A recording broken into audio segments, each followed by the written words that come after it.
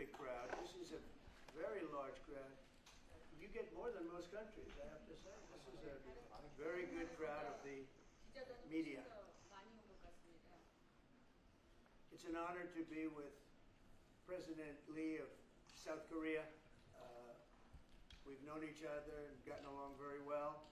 We have some additional trade because I hear they want to renegotiate the deal, but that's okay. I don't mind that. That doesn't mean they're going to get anything, but I don't mind.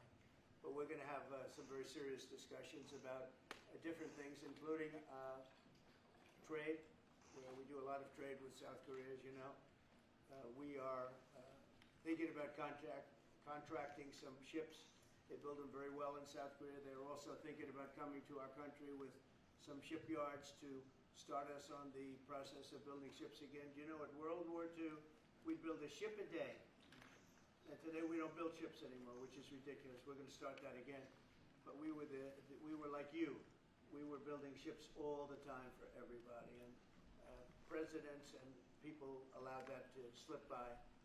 And now we buy ships, but we're going to be buying ships from South Korea, but we're also going to have them make ships here with our people, using our people. And we're going to go back into the shipbuilding business again, because really, essentially, we don't build ships anymore, which is ridiculous how that ever happened. But we were the best at it, and you can take a look at World War II in particular, where we were doing virtually a ship a day. And it's hard to believe these were tankers and different kinds of ships, but we were very active. And you see a lot of those shipyards sitting there idle, but they're not so idle anymore. And you're going to come in also, and you're going to be doing a lot of ships in this country, so I look forward to that. But we have a lot of other trade things. They're a big purchaser of our military equipment. We make the best military equipment in the world, and you saw that recently with take a look at what we did with the B-2 bomber, which you have one right there. They gave that to me. I guess the company gave that to me. The B-2 bomber was so successful in what took place in the little excursion that we made, 36 hours, and it wiped out the, nobody's ever seen anything like it. 36 hours back and forth. Not a thing went wrong, not a screw was missing, not a bolt was missing, not a plane had not even a little bit of a problem. And we actually had 52 tankers.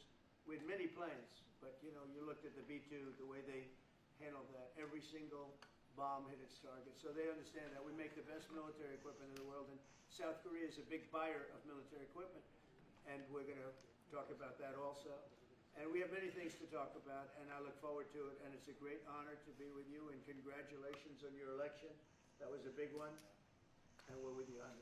Thank you. 네, 이재명 대통령님, 오늘 백악관에 오신 것을 진심으로 환영합니다. 우리 그 양국 정상들 사실 서로 잘 알고 있습니다. 지금까지도 잘 지내고 있습니다. 제가 알기로는 한국 측에서 어떤 추가적인 그런 그 관세 협상에 대해서 좀 관심이 있다고 하는데 괜찮습니다. 원한다고 다 줄 것은 아니지만 그렇다고 요청하는 것은 받아주겠습니다. 오늘 우리는 여러 가지 주제를 다룰 예정입니다. 일단은 먼저 무역에 대해서 얘기를 할 것입니다. 한국은 상당한 많은 그런 무역량을 미국과 함께 하고 있습니다.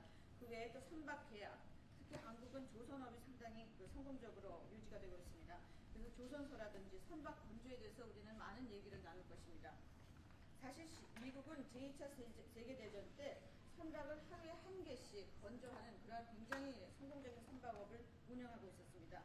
그런데 이제 미국은 선박이 굉장히 아주 폐쇄한 그런 상황입니다.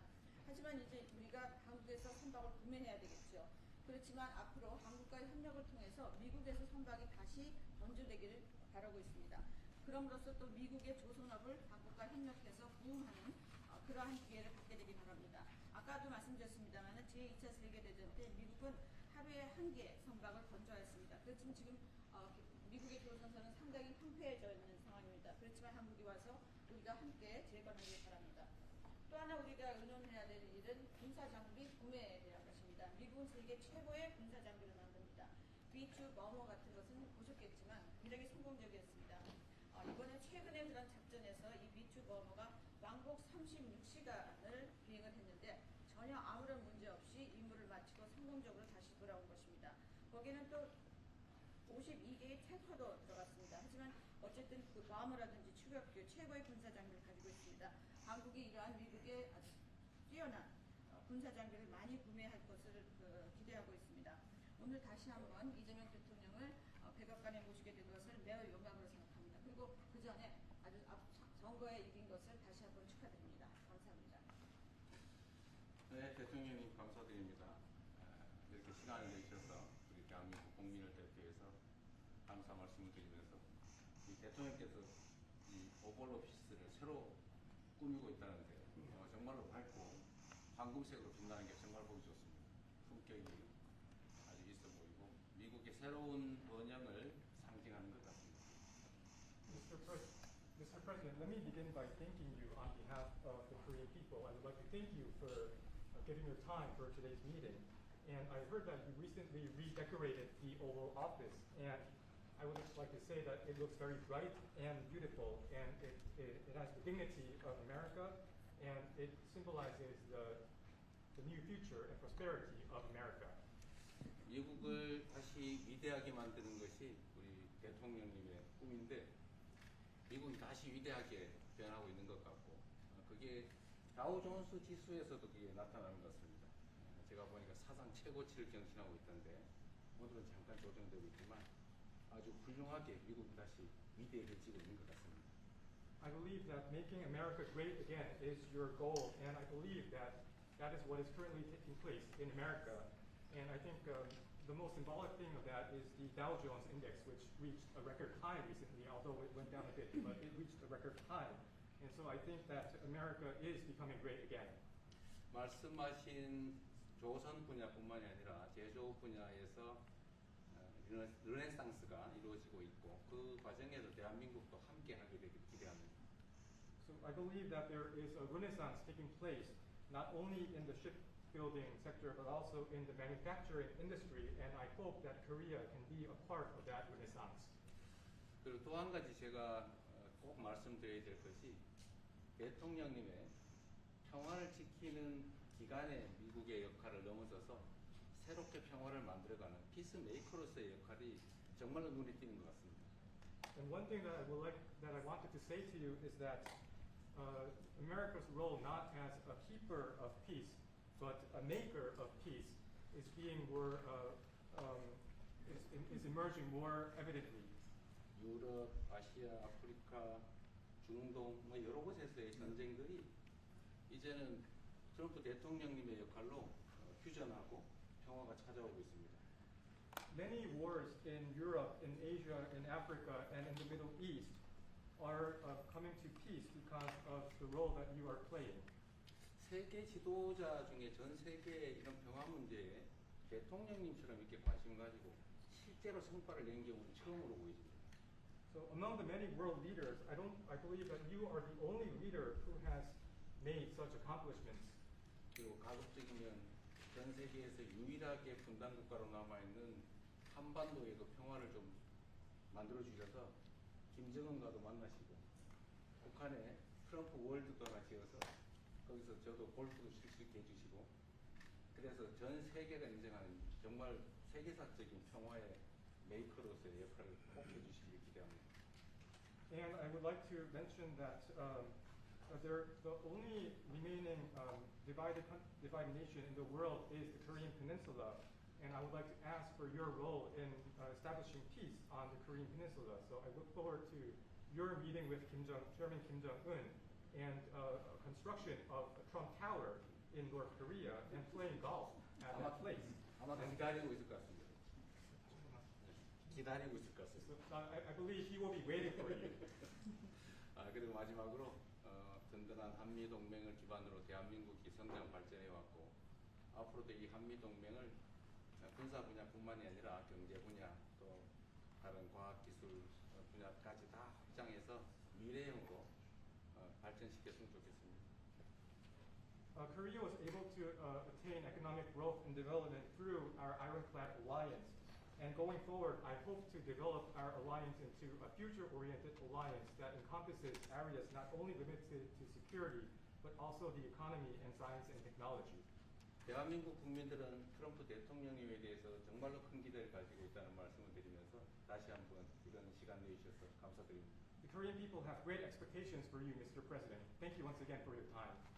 Well, thank you very much. It's an honor to be with you. I will say that Kim Jong-un and I had a very good relationship, as you remember, and still do. And when I came in, I didn't know him. We had 2 summits, but we became very friendly. Respect. It was great respect.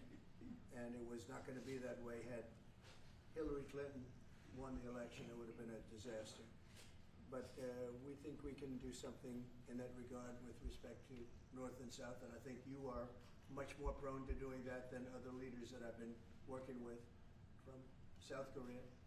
And we'll work on that. I think it's very good to work on that. If you remember, you were doing the Olympics, and there was a great time of hostility with North Korea, and you weren't selling tickets because nobody wanted to be blown up in the stadium during the opening ceremonies, right? And you were not selling tickets. And I was also at my formative stage with North Korea and Kim Jong-un, and we were a little bit going at it about Rocket Man, Little Rocket Man, every back and forth, and it was really nasty. And then I got a call one day, and they wanted to get together, they wanted to talk, and we started talking. And then he said really brilliantly, he said, you know, the Olympics is going to be opening very soon, and we'd like to be a part of it. They actually put teams in it. You got along great. And by the way, immediately upon that phone call, you started selling tickets, and it turned out to be a tremendous success. So it went from being empty stadiums because people were afraid to go, because it was a target potentially, to a great success, and I was very proud of that. You had one of the most successful Olympics, and now we have the Olympics coming to the U.S., so we're very happy about that. But that was a great honor to get involved and make the Olympics so successful. 네, 대단히 감사합니다. 다시 한번 모시게 돼서 영광이라고 말씀드리겠습니다. 제가 김정은 위원장과 굉장히 좋은 관계를 가지고 있습니다. 그리고 현재도 매우 좋은 관계가 있습니다. 내가 처음에 취임하고 난 다음에 2번의 정상회담을 김정은 위원장과 함께 했고 상당히 친해졌고 또 더 중요한 것은 둘 다 존경심을 서로에게 가지고 있다는 것입니다. 만일 힐러리 클린턴이 대통령으로 당선했다면 절대 그러한 상황까지 이르지 않았을 것입니다. 제가 보기에는 이재명 대통령께서 한국의 어느 지도자보다도 북한에 좀 더 문제를 해결하고자 하는 의지가 있는 그러한 대통령이라고 생각합니다. 그래서 어쩌면 우리가 함께 노력한다면 어느 정도 더 진전이 있을 수도 있겠습니다. 사실 그 한국에서 올림픽이 열렸을 때 북한 때문에 많은 사람들이 올림픽 표를 사지 않는 그런 현상이 생겨났었습니다. 그런데 김정은 위원장이 그때 사실은 김정은 위원장과 초기에는 제가 별로 사이가 좋았던 것은 아닙니다. 서로 로켓맨이라고 부르면서 주고받는 그러한 그 해프닝이 있었습니다. 그런데 어느 날 통화를 시작하게 되었고 통화를 하면서 그가 얘기를 했습니다. 한국에서 올림픽이 곧 열리는데 우리 그 북한도 참가하겠다 이렇게 얘기를 했습니다. 그리고 그 통화 직후에 올림픽표가 많이 팔리기 시작했습니다. 그리고 한국의 올림픽은 올림픽 역사상 가장 성공적인 올림픽으로 지금 기록되고 있습니다. 또 우리 미국도 곧 올림픽을 주최할 예정입니다. 그래서 우리도 미국에서 성공적인 그런 올림픽을 주최할 계획을 가지고 있습니다. 김정은 위원장 말씀을 하셔서 그런데 사실 대통령님 덕분에 이 북한하고 이 한반도 관계가 매우 안정적이었습니다. 그런데 사실 그 이후 대통령께서 미국 정치에서 잠깐 물러서 있는 그 사이에 사실은 북한의 미사일도 많이 개발됐고 핵폭탄도 많이 늘어났고 진척된 것 없이 한반도 상황은 정말로 많이 나빠졌죠. Mr. President, you mentioned about Chairman Kim, and thanks to your efforts when you were in office during your first term, the situation on the Korean Peninsula was stable. But during the hiatus where you were out of office, North Korea developed further its nuclear and missile capabilities, and that led to a deterioration on the situation of the Korean Peninsula. And they wouldn't have done that. They would not have done that if I were president. It 내가 was not going to 만약에 happen. 대통령이 당선되었다면 그런 일이 일어나지 않았을 것입니다. 전적으로 공감합니다. I completely agree with you. 그래서 지금 얼마 전에 김여정이 미국과 저를 비난하는 발언을 할 때도 대통령과 김정은 위원장의 특별한 관계에 대해서는 의심하지 않는다 이런 표현을 했습니다. 기다리고 있다는 뜻으로 보여졌습니다. So when Kim Yo-jong, the deputy director of the Workers' Party of Korea, issued a statement denouncing South Korea, she mentioned about the good relation, the not bad relationship between you and Chairman Kim Jong-un, and I believe that this is a sign that North Korea is waiting. 한반도의 평화의 새 길을 꼭 열어주시기 바랍니다. So I hope that you will usher in a new era of peace on the Korean Peninsula. I will do that, and we'll have talks. He'd like to meet with me. He didn't want to meet with Biden because he had no respect for Biden, but we look forward to meeting with him, and we'll make relations better. You'll help that. You had a lot of leaders. I've gone through a lot of leaders in South Korea. You know, it's been quick. You'll be there for a long time. But we, in the various leaders that I've dealt with, they were not approaching it properly, in my opinion, having to do with North Korea. But I think your approach is a much better one. 네, 그렇게 하도록 하겠습니다. 김 위원장이 바이든 전 대통령을 만나고 싶어 하지는 않았지만 나는 만나고 싶어 할 것 같습니다. 그래서 그런 그 시도를 하겠고요. 내가 한국의 지도자들을 여러 분을 만나봤는데 제 개인적인 생각으로는 대북 정책이 그렇게 적절하지 않지 않았나 하는 생각이 듭니다. 그래서 이 대통령께서 그 적절한 대북 정책을 통해서 좀 더 그 진전이 있었으면 하는 생각입니다. 저의 관여로 남북 관계가 잘 개선되기 쉽지 않은 상태인데 실제로 이 문제를 풀 수 있는 유일한 인물이 트럼프 대통령이십니다. So resolving this issue through my engagement is not an easy thing, and the only person that can make progress on this issue is you, Mr. President. 대통령께서 피스메이커를 하시면 저는 페이스메이커로 열심히 지원하겠습니다. So if you become the peacemaker, then I will assist you by being a pacemaker. That's good. We can do big progress, I think, with North Korea. Absolutely. 네, 북한에 대해서 큰 진전을 함께 이루어 나갈 수 있다고 믿습니다. Okay, thank you very much. Thank you very much. Good job. Okay, questions, please? Mr. President, when you met with Russian President Vladimir Putin, how soon did he say that he wanted to sit down with Ukrainian President Zelensky? Russia, as of now, says there's no meeting on the books and no agenda is set. Well, that's going to be up to them. It takes two to tango. I always say it. And they should meet, I think, before I have a meeting and probably close the deal. But I think it's appropriate they meet. They do not exactly get along well, as you can understand. And I'm sure it's a meeting that perhaps he didn't like. But he wasn't happy about coming to the United States either. That was a big concession, and I appreciate the fact that he did. You know, I've always had a very good relationship, despite a fake Russia haunt that we had. But we've always had a great relationship, very good relationship, strong relationship with Russia. That's a good thing, not a bad thing, by the way. That's a very good thing. And it's good to get along with Kim Jong-un, and it's good to get along with everybody, including President Lee. It's good to get along, and I get along with the foreign leaders. You see that with the biggest group of foreign leaders that we've ever had. Don't forget the European Union was here also representing a large group of countries just recently. So I believe that we're going to get that war straightened out. We're going to get it done. I don't know that they'll meet. Maybe they will. Maybe they won't. They'd like me to be at the meeting. I said, you guys ought to work it out. It's between you. It's not us. Now, in the meantime, we're not spending any money on, as you know, on Ukraine. We're selling military equipment to NATO. NATO now is taking in, excuse me, NATO now is taking in a large amount of money from the countries. They're taking in 5% of GDP versus 2%. They're paying the 5%. They never paid the 2%, most of them, or a lot of them. NATO has a lot of money. We are selling military equipment to NATO at full price. And NATO's distributing that equipment to wherever they are, I mean, perhaps to Ukraine. So NATO's working with Ukraine. Biden was giving hundreds of billions of dollars, just willy-nilly, just giving money. He had no idea where it was going. That was terrible what was happening. So we're not involved anymore in terms of the cost. We're in for $350 billion. As you know, I also got the rare earth deal done with Ukraine, which was worth much more than the $350 billion. But I'm not interested in the money so much, even though we've done a great job in that regard. I'm not interested in that. I'm interested in stopping a war where last week 7,109 soldiers died, both Russian and Ukraine. Such a waste of life and humanity. They're not from this country.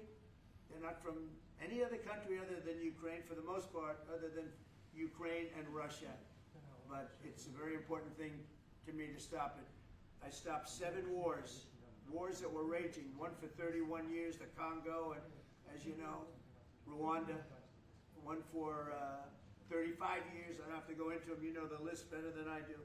But we stopped a lot of wars, including, you think about it, India and Pakistan, which was probably 2 weeks away from being a nuclear war. They were shooting down airplanes all over the place. So I'm very proud of that. I thought this would be, in many ways, the easiest way. I have a very good relationship with Putin. I thought it would be the easiest one to stop, and it's really not. It's very complex.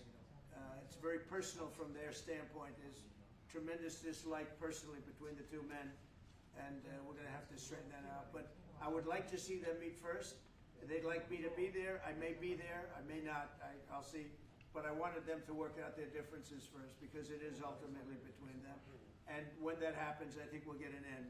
How soon? Maybe they don't. How long are you willing to let this play out? And if they don't meet, will there be consequences? And how soon for Russia? Yeah, there could be very big consequences, but we'll see what happens. There might be very big consequences, because this is something that has to end. This war would have never taken place, and for 4 years it didn't take place. But if I were president, this war would have never taken place. And there has not been a war like this since the Second World War. This is the biggest thing that's happened in terms of warfare, wars. It's a whole new form of fighting. It's a drone fighting. It's a drone war. No, a drone war never existed before. And we're actually studying it from the standpoint of Pete Hegseth and everybody. We're studying it and studying it very carefully. This is a whole new form of war, but it's a violent war, and there has been nothing like this since the Second World War. So we'll see what happens over the next week or two, and at that point I'll step in very strongly, and if I have to be there, I'll be there. And we'll either have a deal or we won't. But a lot of people are dying, and I want to get us... Mr. President, Kim Jong-un wants to meet. When do you want to meet with him? With who? You said the North Korean leader wants to meet. How soon would you? Yeah, we want to have a meeting. I like to have a meeting. I got along great with him. You know, you were there. We even had a press conference. He had his first press conference. Kim Jong-un had a press conference. This was a little different press conference. I said, have you done a press conference before? No. And you know what? He did great. It was a great press conference, actually. It was historic. I doubt he's done one since. But I said, would you like to meet the fake news? Because whatever you want to do. And they came in like, you've never seen anything like it. And then he said, enough. And that was the end of the press conference. That was the end. It ended very rapidly. But I think he had a good time. I look forward to meeting with Kim Jong-un in the appropriate future. Mr. President, South Korea, would you reduce the number of forces in South Korea so that the United States can have more flexibility in the region? Say it. Would you consider reducing the number of U.S. forces in South Korea so that the United States can have more flexibility? Well, I don't want to say that now, because we've been friends and we're friends. And look, we have a lot of people over there. We have over 40,000 troops in South Korea. As you know, South Korea agreed to pay for that during my last term. And then when Biden came in, they complained to Biden that I wasn't a nice person. And he agreed not to pay. He gave up billions of dollars. We were getting paid billions of dollars. But then Biden ended that for whatever reason. It's unbelievable that he did. But we have a very good relationship militarily. They would say, but we gave you land. I said, no, you didn't. You lease us land. There's a big difference between giving and leasing. And maybe one of the things I'd like to do is ask them to give us ownership of the land where we have the big fort. You know, we spent a lot of money building a fort. And there was a contribution made by South Korea. But I would like to see if we could get rid of the lease and get ownership of the land where we have a massive military base. Mr. President, thank you, Mr. President. How are you planning to make? I also want to ask this question to Mr. President. Who are you with? I'm Song Min-jin. I am from South Korea's Arirang TV. Good. Thank you so much. Good. So as mentioned earlier, United States is South Korea's most important and closest ally. So in this point of view, I would like to ask you and also President Lee, what do you think are the key ways to make the South Korea-U.S. alliance greater? Well, I think it's great now. I feel very warmly toward South Korea. I will tell you that I have a lot of people in business that I deal with that are from South Korea. They love Trump because they feel I've saved. I think you would have had a nuclear war by war. I think you would have had a nuclear war, North Korea and South Korea. I think it would have been a disaster. You're only 60 miles away from Seoul. They don't even need nuclear. They have their cannons, howitzers. They have them buried in the mountain. You know what I'm talking about. And I think you would have had, if I didn't win that election, if Hillary Clinton, crooked Hillary, won that election, I think you would have had a nuclear war. It would have taken place, and it would have been horrendous for everybody, including them. It would have been very bad for them because we would have had to enter the picture, and we are the most powerful nuclear country in the world by far. Russia's second, China's third. China's going to catch eventually, 5 or 6 years. They're working to catch. One of the things we're trying to do with Russia and with China is denuclearization. And it's very important. One of the things I discussed with President Putin the other day, it wasn't just that, it was also other things. And I think the denuclearization is it's a big aim, but Russia's willing to do it, and I think China's going to be willing to do it too. We can't let nuclear weapons proliferate. We have to stop nuclear weapons. The power is too great. Okay? Thank you. Mr. President, I'd like to ask you further question about South Korea and U.S. alliance. I'm Anna from the Korea Times. Good. And I'd like to ask you about the trade deal that's on the table. Yeah. You mentioned about the shipbuilding industry, and President Lee mentioned about the manufacturing industry. And what other areas or sectors that you intend to focus on this trade deal? Because Korea is bringing in many investments and trade jobs as well. So I'd like to know the opinions of both, how to get a beneficial outcomes for both countries through this deal. Well, we're going to get along great because we really sort of need each other. We love what they do. We love their product. We love their ships. We love a lot of the things that they make. And they love what we have. We're dealing with them on Alaska having to do with the oil. You need oil and we have it. So we have a big advantage in that way. We have more oil and gas and coal and energy than any other country in the world by far. No, for whatever reason, God was very good to us. He gave us the greatest. We didn't use it. We started to use wind. Wind doesn't work. They started to use solar panels that took over the land all over the Midwest, where the farmers said, what happened to my land? They'd have a 10-mile by 10-mile solar field that they couldn't farm. The most valuable farming land in the world, probably the most vibrant in the world. And they put solar plants all over the place. It's ridiculous. A big, massive black fields of solar. That all comes out of China. All plastic. All comes out of China. But we have the greatest amount of energy in the world, and we're dealing with South Korea, as you know, in Alaska, and we're going to be making a deal, a joint venture with South Korea. Japan is involved also, very strongly involved. So we have Japan and South Korea, and we're actually the closest. It seems like quite far away, Alaska, but actually it's right up the little ocean, right up the little Pacific Ocean. It's actually pretty close, relatively speaking. But we have more oil and gas and coal than any other nation in the world by far, and we're going to use it. And that's the thing that South Korea, I think, most wants from us, I would think. Mr. President, would you go back to the DMZ to meet with the North Korean leader? Say it? Would you go back to the DMZ to meet with the North Korean leader? I loved it. Remember when I walked across the line and everyone went crazy? Especially Secret Service, I would say they were going crazy. And I looked into those windows, the windows of glass that you could only see if you looked direct, because there was all sorts of stuff. But I looked in and I saw more rifles pointing at me than you could. There were a lot of rifles in that building. The Secret Service was not happy. You know the buildings I'm talking about? The two blue buildings on each side.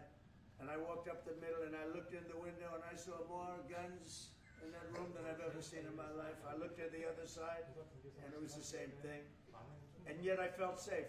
I felt safe because I have a great relationship with Kim Jong-un. I hope it stays that way. I think it will. I have a very good relationship. I understand him. I spend a lot of free time with him talking about things that we probably aren't supposed to talk about. And, I get along with him really well. I think he has a country of great potential, tremendous potential. Is it possible you meet him this year or maybe next year? Well, I'm meeting a lot of people. I mean, it's hard to say that, but I'd like to meet him this year. President Xi would like me to come to China. It's a very important relationship. As you know, we're taking a lot of money in from China because of the tariffs and the different things. And it's a very important relationship. We're going to get along good with China. I hear so many stories about we're not going to allow their students. We're going to allow their students to come in. We're going to allow. It's very important. 600,000 students.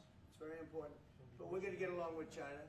But it's a different relationship that we have now with China. It's a much better relationship economically than it was before. With Biden, boy, what he allowed that, I mean, they just took him to the cleaners. You know the expression? They took him to the cleaners. I'm sure they have an equal expression in South Korea, but they took that guy out for a ride like nobody's ever been ridden before. Terrible. But we have a very strong relationship, Howard, I would say, economically with China now, getting much better.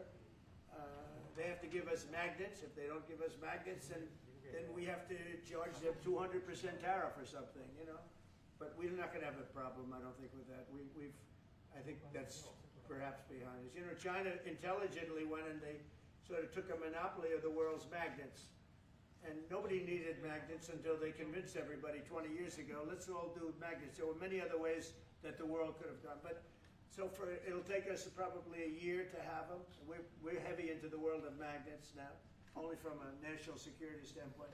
But we have a powerful thing. It's airplane parts. They have many Boeing jets. You know, they had 200 jets that didn't fly.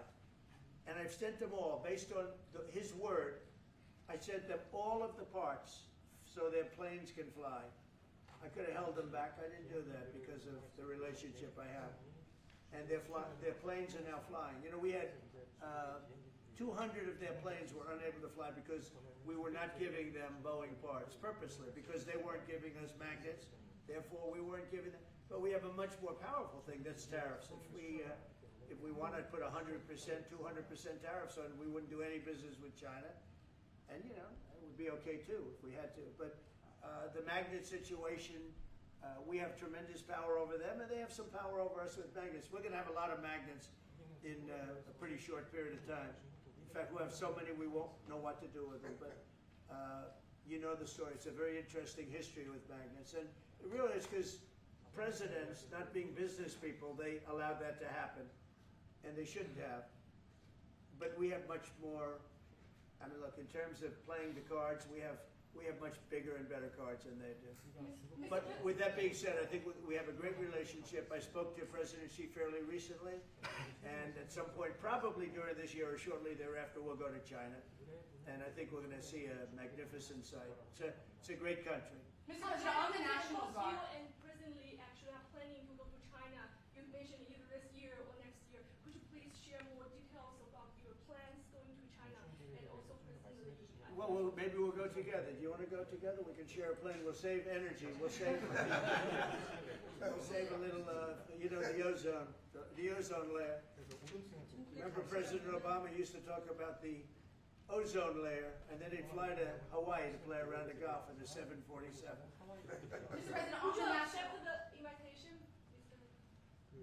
방중 초청을 받아들이고 중국에서 만약 가게 되면 It was sort of meant jokingly, but if you want, you can. 대통령하고 같이 가면 되겠습니다. I would like to go together with President. Do I accept? He doesn't accept. If you want to go, I'm going to get special permission. I'm sure you can go. But we're going to have a great relationship with China. I mean, it's happening. You see it. It's happening. They have some cards. We have incredible cards, but I don't want to play those cards. If I played those cards, that would destroy China. I'm not going to play those cards. Mr. President, on the National Guard, you talked a lot about Democratic-run cities and states. Yeah. Would you also consider sending the National Guard into red states and red cities that are also seeing high crime? Sure, but there aren't that many of them. If you look at the top 25 cities for crime, just about every one of those cities is run by Democrats. And you know, one of the bad things they did, cashless bail, if you look back on time, when they allowed a murderer out that afternoon, you know, he'd kill somebody and then a couple of hours later he's walking the streets again, oftentimes killing again rapidly. Cashless bail is a disaster. You saw we had a news conference today and that we're wiping it out in D.C., immediately wiping it out. It started in New York, I must tell you, And it's been a horrible thing for crime, especially violent crime. So we're going to end cashless bail, yes. Thank you. When will you deploy to Chicago, and how long are you keeping troops here? Well, you heard my little discussion. I really want to be appreciated. You know, when we go into a city and wipe out the crime, so D.C., it sounds so horrible. I'm embarrassed to say it in front of you because they don't have anything like this. Washington, D.C., sir, has not had a murder in 11 days. Now, he's saying that's a horrible thing to hear because they don't have murders for ever. But Washington, D.C., if you go back and check, it's been many years since we went a week without having a murder. Now we haven't had, and I would say that Washington, D.C. right now is much safer than Seoul. You know why? Because we have a friendly neighbor. We have more friendly neighbors. You have a different kind of problem. We all have different problems. But Washington, D.C. is a very safe city right now. People are going out to dinner. Restaurants are opening. Restaurants that were going to close are now going to stay open. Friends of mine are going out to dinner all the time. They didn't go out to dinner for 4 years. It went rampant during the Biden years. Just rampant. That's why Susie is very close to the mayor and has a lot of respect for her, but I view it maybe a little differently because the mayor would say that it's gotten better. For 30 years it's gotten better. No, it's gotten worse. And the worst day of all was when we just got to office for the second time, and it's in very bad shape. So the mayor shouldn't be saying that violent crime has been getting better. It's been getting much worse. And the day I took office, it was the worst. And we did some minor things, made it a little bit better, but then we said, look, we got to stop it because too many people are getting killed. And we have not had a murder in 11 days. It sounds crazy. I hate to say this in front of this gentleman who I respect, because they don't have murders for years. But we have not had a murder in 11 days. And that's going to go on for a long time. And there will be, I guess, it'll happen a little bit, but we have a very safe city. This is one of the safer cities right now in the country. And in a short period of time, it'll be like the border. Nobody came in through our border for the last 90 days, 3 months. We had 0 illegal aliens from the Congo, from South America, from all over the world, from prisons coming in, pouring into our country. Nobody, not one person. And this is done by a liberal group, a liberal think tank. They do the work. Not one person has come into our country. Think of that. It's been amazing. And I didn't have to go back to Congress and ask. Biden could have done this by himself. I did. I said, close the borders. We had the great Tom Homan. We had Christie, as you know, Christie Noem, who did a fantastic job. She's doing a fantastic job. Pete Hegseth has been incredible with the, as I call it, the Department of War. You know, we call it the Department of Defense, but between us, I think we're going to change the name. You want to know the truth? I think we're going to have some information on that maybe soon, but I think because, you know, Department of Defense, we won the World War I, World War II. It was called the Department of War, and to me, that's really what it is. It's defense is a part of that. But I have a feeling we're going to be changing. I'm talking to the people. Everybody likes that. We had an unbelievable history of victory when it was Department of War. Then we changed it to Department of Defense. So that's a little thing, has nothing to do with your country, but it's something that I think you're going to be hearing about or seeing about over the next couple of weeks. Probably that change is going to be made over the next week or so. Are there two Koreas, North and South, or is there one Korea waiting to be unified? Well, I know it is 2 Koreas. I mean, you know, there was one Korea. It was a very large country and a very powerful country. And it was a country that went to war with China. President Xi explained it. Went to war with China many times over the last 2,000 years. You had many, I think he told me 51 times. So I remember I went to President Xi. I said, you know, we're having a problem with North Korea. Straighten it out, would you please? He said, well, we have been to war with them. And I think he said 51 times. But at that time, it was the whole of Korea. It wasn't, you know, North and South. And after he explained it, I said, all right, not going to be that easy. I guess you're right. But, you know, you had one Korea, and it was a very big, powerful nation. Now you have 2 big, powerful nations, but you have essentially a wall in between. Mr. President, can you elaborate the comments, the posted comments you made on South Korea early this morning, like raids on churches,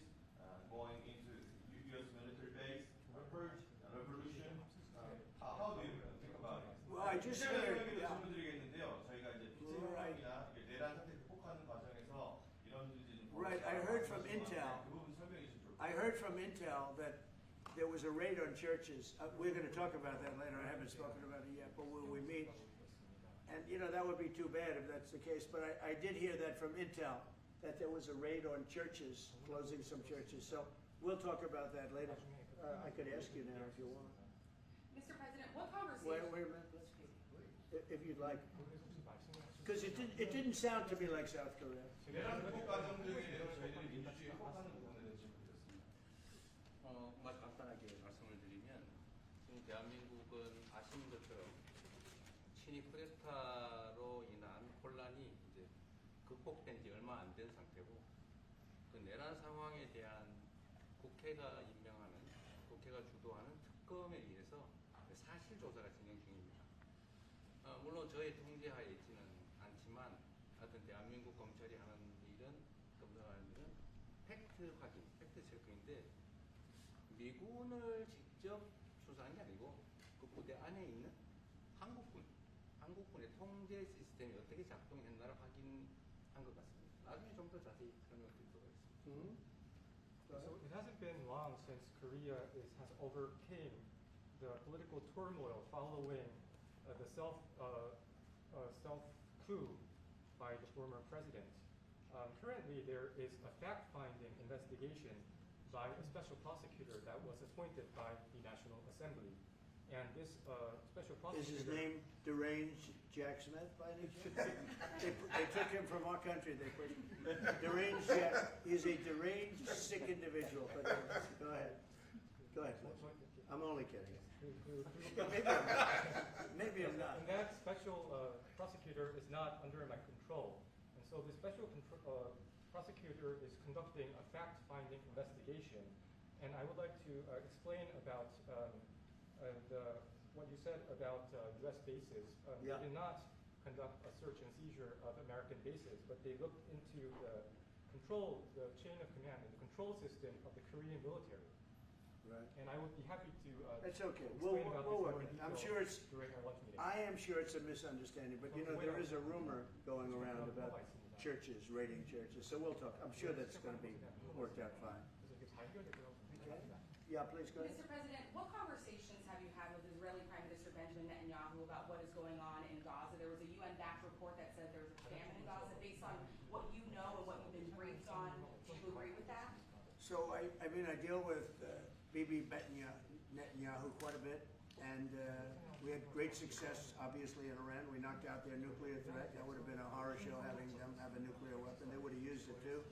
We did very well there. Right now they're talking about Gaza City. There's always talking about something. At some point it's going to get settled. And I'm saying you better get it settled soon. You have to get it settled soon. And that means, you know, nobody can forget October 7th. People forget October 7th. That was one of the most brutal. I've seen some terrible things, some brutal things. That was about as bad as it gets. And nobody can forget that. With that being said, it's got to get over with. It's got to get over with because between the hunger and all of the other problems, worse than hunger, death, pure death, people being killed. And, you know, I'm the one that brought back the hostages, and I did it with that gentleman right there, Steve Witkoff, and with Marco. All of us, the whole team, we worked together. Even the trade people worked on it with us. And we brought back a lot of the hostages. Now we're left with, would you say 20, Steve, or would you say it's less than 20? He hopes it's 20 because some could be dead. That's what he means, I assume. Yes. So we have 20, but there's rumors that some could be dead. It's a terrible situation over there. Terrible, terrible situation. But it's coming to a head. It's coming to an end. We are sending, you know, we sent $60 million of food over there just recently. And I don't even know if people know it. We distributed ourselves. We're giving a lot of food, spending a lot of money on food, getting it over there. We have a lot of food. We have a lot of oil, and we have the greatest farmers in the world. So we have a lot of food. But we're sending a lot of it over to Gaza, and we're feeding a lot of people. But with all of that being said, it's a lot of people to feed. And I think that we will have, I think within the next 2 to 3 weeks, you're going to have pretty good conclusive ending. And it's a hard thing to say because they've been fighting for thousands of years, if you want to know. That's been a hotbed forever. But I think we're doing a very good job. But it does have to end. But people can't forget October 7th. Do you plan to attend APEC summit to be held in A Korea? summit in South Korea? Yes, South Yeah, I'd Korea love in to. November. I'd love to. Last time I spoke in front of your parliament, and I love doing that. Beautiful respect they had for our country, and a beautiful room. I remember how beautiful it was, and I enjoyed doing it. No, I could see going. I think I'm going for a trade meeting to South Korea pretty soon. You're hosting a trade meeting, so I can sneak away from that trade meeting, and we'll go and do something for the president if he'd like me to do that. Okay? But so we'll be going there fairly soon. You know about it? If you attend, then it's good chance to meet up Kim Jong-un again or baby season Kim. Then how do you think? You mean set them up together? Yes. That'd be interesting. We'll arrange a meeting between you and Kim Jong-un. Would you like that? I don't know. That's a very tough question right now. I don't know where that question is leading. Anyway, look, I get along great with Kim Jong-un, and if whatever I can do having to do with South Korea and getting people together, you should get together, right? Yes, ma'am. Look at that beautiful smile. Until she asks the question. And then she'll turn out to be the worst one in the room. I will ask about Moscow project.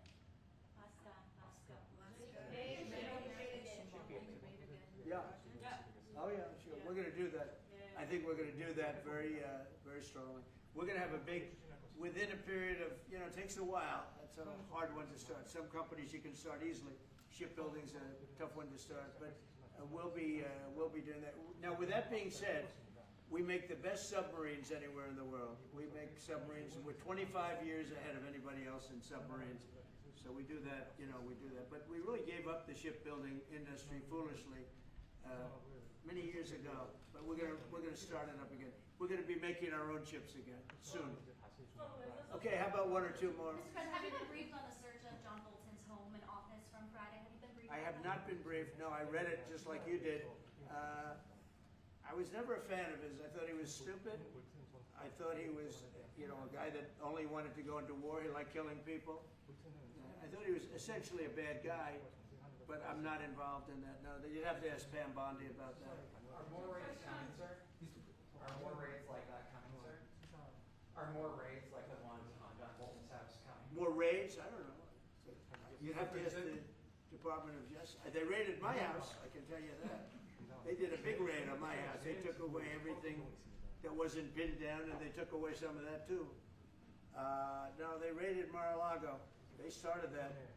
These were bad people that we had in our government before. They raided Mar-a-Lago. They went into my wife's area. They went into my son's area, my young son. And what they did was a disgrace. But how did it work out? I see. We're in the I guess it didn't work out too well for them, did it? They are bad people. They're sick. They're sick people. And they came in with their guns into Mar-a-Lago, like 98 people. I wasn't there. Fortunately, I wasn't there. But they are very evil, very sick people, that group. And if they would have won the election, this country wouldn't exist as we know it. This country would have been a failed country. And now it's the hottest country anywhere in the world by far. We are the hottest country in the world by far. Okay. Mr.